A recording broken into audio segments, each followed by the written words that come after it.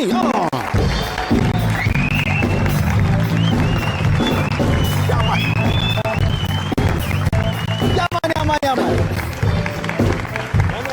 Ara.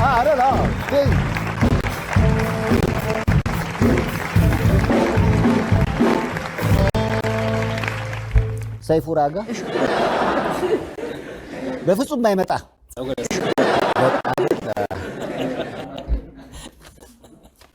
እንዴ ነው እንግዲህ እሳትና ውሃ ያለው አልበሙ እሳቱ ያውና ውሃው እዚህ ጋር እንኳን ደህና መጣ በኢትዮጵያ ጆኒያችን በጣም ያምራል ፖስተሩ ራሱ አይ ሳፋ ስንት ጉድ እኮ ችሏል ገላችን ታጠብበት ነበር ልብሳችንን እናጥብበት ነበር ልጆቻችንን እናጥብበት ነበር በጣም ብዙ መከራ የቻለ የክፉ ቀናችን ነውና አብሶ አንተ ብዙ መከራ አይተህ ልጆች ምናምን ነው እሱ ነገር አንተን ለካ አይመለከት ገና ነኝ እኔ ራሴ ልጅ አይደለሁት ጆኒ ያጋውንም ልጅ ነው በእናታችሁ ልጅ ሚካኤል እንደሚባለው ልጅ ጆኒ የሚለው የማዕረግ ስም ያስፈልጋል ግን ጆኒ እውነት ለመናገር የትዳር ጉዳይን ወይ የልጅን ጉዳይ በተመለከተ ብዙ ጊዜ ስታወራ አልሰማህም ወይ የግል ህይወትን መናገር አትፈልግም የሆኑ 6 ልጆች አሉ ካልሆነ ደግሞ ሙዚቃ ስራና ለኪነ ጥበብ ስትል የትዳሩን የግል ህይወት ገፋ አድርገዋል እኛ እኮ ወደ ሙዚቃው ዓለም ስንገባ እንዴት ለአቅመ አዳም ደርሰን ታውቃለህ እሳት የሆነ ጊዜ ነበር ገብቷል አባባሌ ስለዚህ ነው እንደው አጋጣሚ ቢፈጠርና ልጅ ቢኖረኝ ደስ ይለኛል ቤቴ ልጅ በልጅ ባረገው በጣም ደስ ይለኝ ነበር ግን ይገርማል እንግዲህ እግዚአብሔር ነው የሚሰጠው ይባላል አይደል እንደዚህ አይነት ነገር እውነት ነው ስለዚህ እስካሁን አልተሳካልኝም እውነት አንዳንዴ እግዚአብሔር የሚሰጠን በእኛ ፍላጎት ልክ ነው ይባላል ምክንያቱም እሹ ታገኛላችሁ መፈለግ ይቀድማል ብዬ አስባለሁ ፍላጎቱ ከጆኒ ነበረ ኦፍ ኮርስ ልጅ ወዳለሁ ግን ዞሮ ልጅ ደግሞ ካሪፍ ቤተሰብ እንዲወለድም እፈልጋለሁ ገብቷል አባባሌ ስለዚህ ያው ትዳር ይቀድማል ማለት ነው እንግዲህ ያቺን ልጅ ነው እስካሁን ያላገኘኋት ጆኒ አንተ እስኪ እዚያ ከእንዲያቸው መብራት አብሩ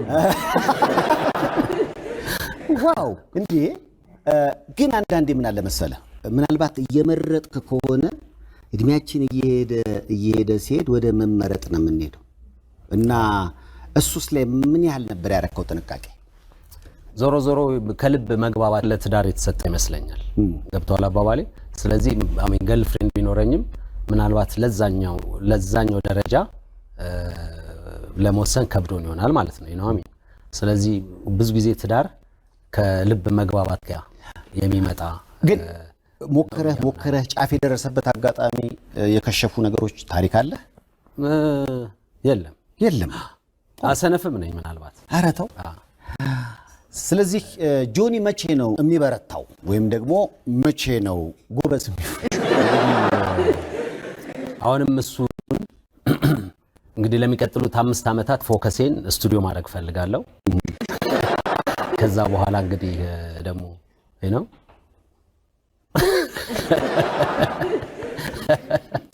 አይ እኔ የጥሪ ካርድ ነው የአባታችን የጆኒ ራጋ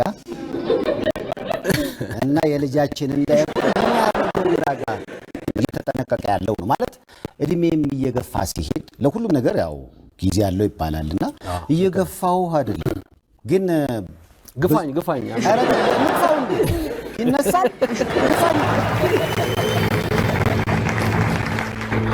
ምንድነው ቀያው ለምሳሌ የትዳር አጋርህን እንድትሆን የምታስባት ሴት ምን አይነት ነች አለች ተወልዳለች ቅድም ስንፍና ስልህ ዞሮ በፊት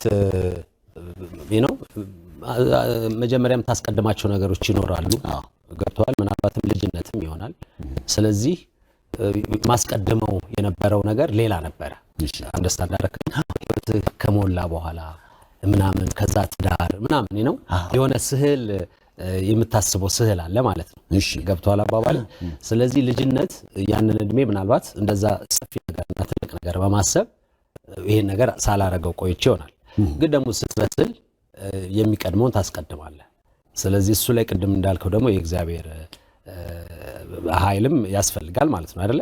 ስለዚህ ምናልባት ራሴን ለውጬ ያን ነገር ለመፈለግ ጊዜው አሁን ይመስለኛል ማለት ነው። አንደርስታንድ አደረከኝ? ግን እስቲል ደግሞ ያም የራሱ ሂደት አለውና እንግዲህ ከአንዷ ከምግባባት ልጅ ጋር እግዚአብሔር ሲያጋጥመኝ በዛ ደረጃ የሚፈጠር ይሆናል። አንተ ነህ ሽማግሌ ምልክህ በሽምግልና ጆኒ አግባ እንጂ የትስ ቢሆን አልገባ ጉድጓድ ውስጥ ሁሉ እንገባለን። ጆኒ እውነት አግባ እንዲያገባ እንመኝለት ጆኒ። ምናልባት አሁን የእንስት ምርጫ የሬጌ ዘፈን የምትወድ ራስታ የሆነች ራስታቱ እንደዛማ አንተ እኮ የበለጠ አጠበብከው። ትመለጣ የጆኒ ምርጫ እዚህ ጋር ደርሷል። መላጣምቶ ችግር የለም ብቻ አንተን ነፍስህን የምትወድ ሙዚቃ የምትወድ ለአንተ ተጨማሪ ስኬት ግብዓት የምትሆን ከአንተ ጥንካሬ ጀርባ እሷ ከእሷ ጥንካሬ ጀርባ አንተ የምትሆን አይነት እግዚአብሔር አባባል ላይ ያለችው ራሱ ከትልቅ ሰው ጀርባ ያለችው ሴት እሷም ብትሆን ያርግልህና አሁን በሚቀጥለው ስትመጣ እዛ ጋር ቁጭ ብላ እንደዚህ ትንሽ ትሽኮረመማለች። ለዚህ ነው አሁን የኔ ያለ መኖር እኮ ነው 20 ዓመት ሙሉ አልበም እንዳያወጣ ያደረገው ምትል ልጅ ይስጣ። ግን የመጠየቅ የፈለግኩት ሳታገባ አንድ አልበም ለማውጣት 20 ዓመት የቆየ ስታገባ እኮ እንደገና ትዳር ሌላ ቴንሽን ይወስዳልና ብዙ ያቆያል ወይስ ማግባት አልበም እንድታወጣ የሚያፈጥን ይመስልሃል? እውነቱ ለመናገር ቅድም እንደቀልድ ያልኩህ ይሄን አልበም ስሰራ እና ወደ ስቱዲዮ ስገባ ዓላማ የስቱዲዮ የገባሁበት ይሄን አልበም ለመስራት ብቻ አልነበረም ማለት ነው። የሚቀጥሉትን የተወሰነ ዓመታት ከአልጋ ስቱዲዮ ከስቱዲዮ አልጋ ይሆናል የቀን ከቀን ህይወቴ ማለት ነው። ገብቷል እምልህ ያቃጠልኩትን ሰዓት መካስ አለብኝ ብዬ አምናለሁ። አሜን ለኔ መጀመሪያ ለኔ ስል ማለት ነው። ስለዚህ ብዙ ሙዚቃዎች የምሰራ ይመስለኛል በዚህ 3-4 ዓመት ውስጥ ኮንቲኒየስሊ ባከታታይ እና ብዙ ስራ መሰራ ይመስለኛል። ስለዚህ ምናልባት ካገባው በኋላ ያው ከጡረታ መውጣት ይሆናል እኮ ማን ያውቃል። ዋው! ስለዚህ ከባለቤት ጋር ጥሩ የትዳርን ለማጣጣም ከሙዚቃ ስራ ትንሽ ራቅ ብለህ ለግል ህይወት ጊዜ ትሰጣለህ ማለት ነው። ማን ያውቃል ማን ያውቃል። ልብ በ40 ገንዘብ በ20 ይባላል። በጆኒ ራጋ ህይወት ውስጥ ይሄ በትክክልም ይሰራል። ኢትዮጵያ ውስጥ ይሰራል ብዙ ጊዜ አሜን። ዞሮ በ20 ዓመት የሆነ ፍጋት ላይ ነን። ፓሽንን ፍላጎትን ስትከተል እንደውም ብርን ሳታስብ ብዙ ጊዜ ስሜትንና ፍላጎትን ለማሳካት እንትን ስትል ነው ስትባክን ነው ብዙ ጊዜ የ20 ዓመት የሚያልፈው። ገብቷል አይደለ? ሙዚቀኛም ስትሆን ሙዚቃ ትምህርት ቤት ትገባለህ ገባህ ያንን ህልምን ስትከተል ምናምን ነው እንትን የምትለው ማለት ነው። ስለዚህ ኢትዮጵያ ውስጥ ብዙ የሚሰራ አይመስለኝም። ግን 30 ለገንዘብ ብር ለመሰብሰብ 30 እና 40 ደግሞ ለፋሚሊ ለመገንባት ቢሆን የበለጠ የሚያስኬድ ይመስላል። አንድ ጓደኛ የኔ ግን ይገለበጣል። ያው ዞሮ ቤተሰብ ወደ 60 ምናምን ሊሆን ነው ቤተሰብ ይገንባል። ዋው! በዚህ አካሄድ ነው ጆኒ ልብ በ20 አግኝቷል፣ ገንዘብ በ40 አግኝቷል፣ ቤተሰብ ግን በ60 እየገነባ ነው። አንድ ጓደኛችን አለ ልብ በ40 ገንዘብ በ20 ተብሎ ሁለቱንም አላገኙም። 60 ዓመቴ ነው አሁን ፍራንክ የለኝም ማለት ባለ አንዳንዴ አባባሉ ሁሉም ላይ ይሰራል ማለት አይደለም። እንደውም የእድሜ ነገር ከተነሳ አንዳንዴ ብልጭ ልብኛልና በሆነ አለመግባባት ከአንድ ሰው ጋር ተጋጨሁኝ እና በቃ አይደለ አንዳንድ ሰው ሊጎዳ ሲፈልግ አንተም ደግሞ የመልስ ምት መስጠት አለብህ እና እንደዚህ ምናምን ተናንቀን እያለ ነው አይመጣ ዞር ሲል ተናንቅ ያለው ሳይፍዬ ዘንድሮም 40 ዓመት አልሞላም እንዴት ተጣጣ ማለት ሰው እንዴት በ40 ዓመቱ ይጣላል ነው። ጆኒ ወደ ኋላ ስትመለስ እውነት እንደዛ የፈንድቶ ያውቃል? ለምሳሌ ጠብ ጥብጥ ምናምን ሁላችንም የሆነ ሰዓት አሳልፈናል ነው። ግን ዞሮ አስተዳደጌም ከቤተሰብ ከወጣው በኋላም ደግሞ ለብቼ የሽማግሌ አይነት ኑሮ ነበር የምኖረው ማለት ነው። ገብቷል አባባሌ። ይሄ የፍንዳታ ኑሮ አልነበረም የምኖረው። በአስተዳደጌ እዚህ ላይ በጣም እንትን አስተዋጽኦ ያደርጋል በጣም። ስለዚህ ምናልባት ከእድሜ በፊት በሆኑ መንገዶች በስያለሁ ማለት እችላለሁ። ስለዚህ ፈንድታ አታውቅም? ቤተሰብ አስቸግራት? ያው አይ እንደዛ እኔ መጨረሻ ልጅ ነኝ። ጥርሴን የሚያውልቅ 8 ወንድምና እህት አለ። ስነ ስርዓት በደንብ ይዛል። መፈንዳት ምናምን ቤተሰብ ላይ መፈንዳት የማይሆን ነገር ነው። ከእናንተ ቤተሰብ ወደ ሙዚቃው ዓለም የገባለ ብቻህን? የለም ብቸኛ? ብቻዬን። ዋው! ስለዚህ የነሱ ከፊት መሆን ለአንተ በጣም ጠቅሞሃል? አዎ በጣም። የ24 አካባቢ ልጅ ነህ? ያው እዛው ነው ያደግነው። አሁን የት ገባ? ቤተሰብ እዛው ነው፣ መገናኛ አካባቢ ናቸው። እኔ ወደ ሴምሲ፣ ያው ሁላችንም ወደዛ አይደለም ወደዛ የተበተን ነው። አሁን እኔ ካገባው በኋላ የተቀየረ አንድ ነገር አለ ማለት እያስጎመጀው አይደል? አልጋው ይሞቃል።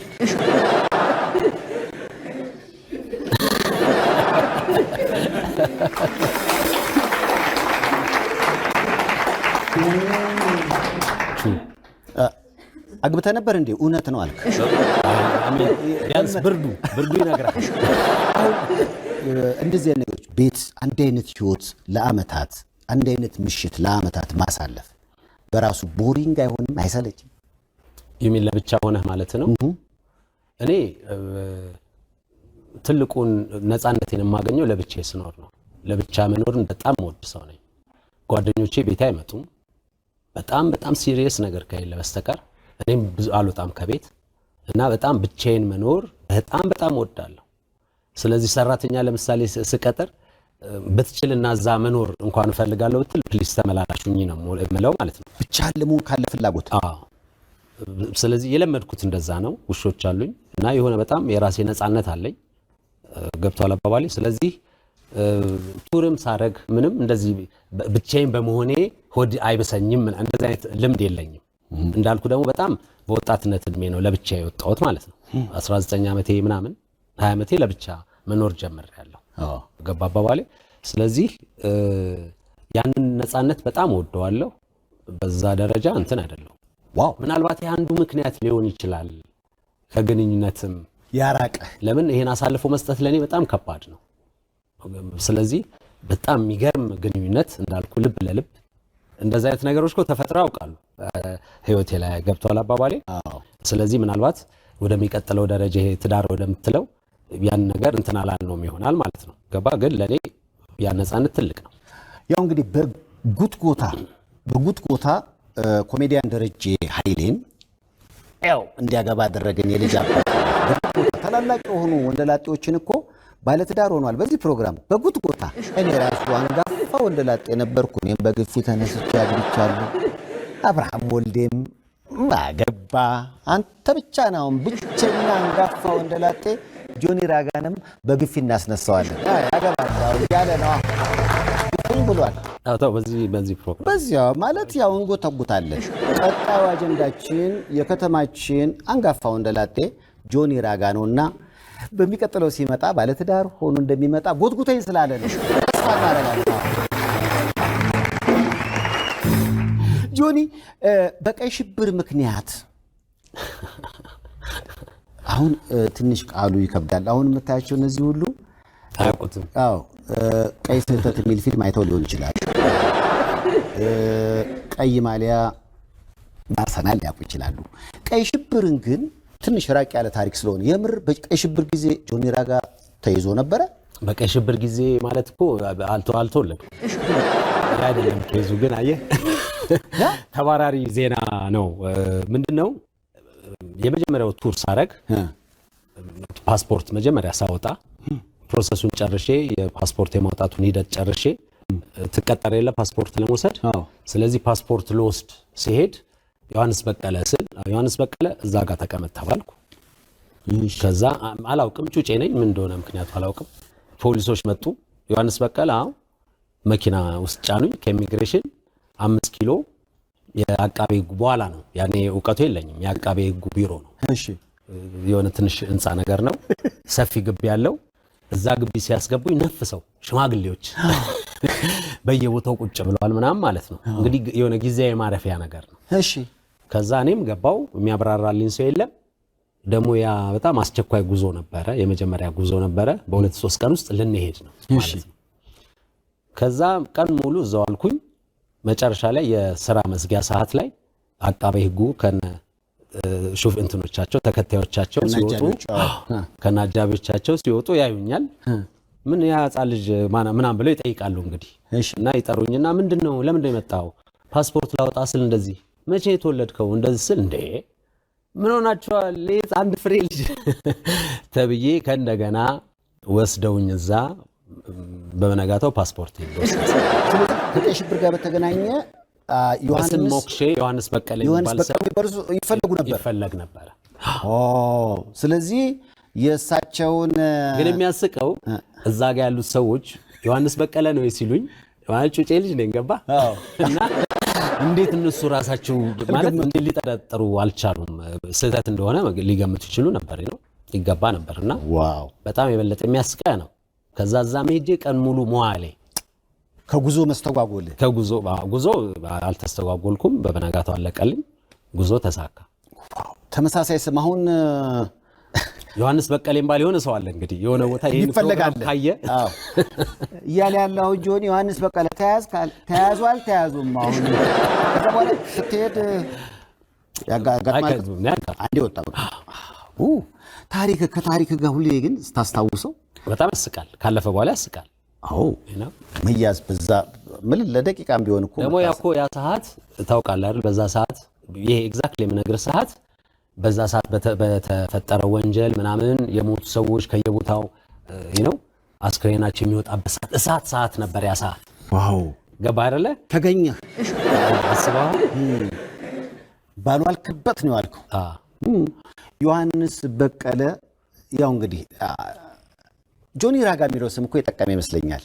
እና የያዩም ሰዎች በጆኒ ራጋ ነው የሚያውቁ። ያኔም ጆኒ ራጋ ራሱ የሚባለው ገና ጩጬ ነኝ።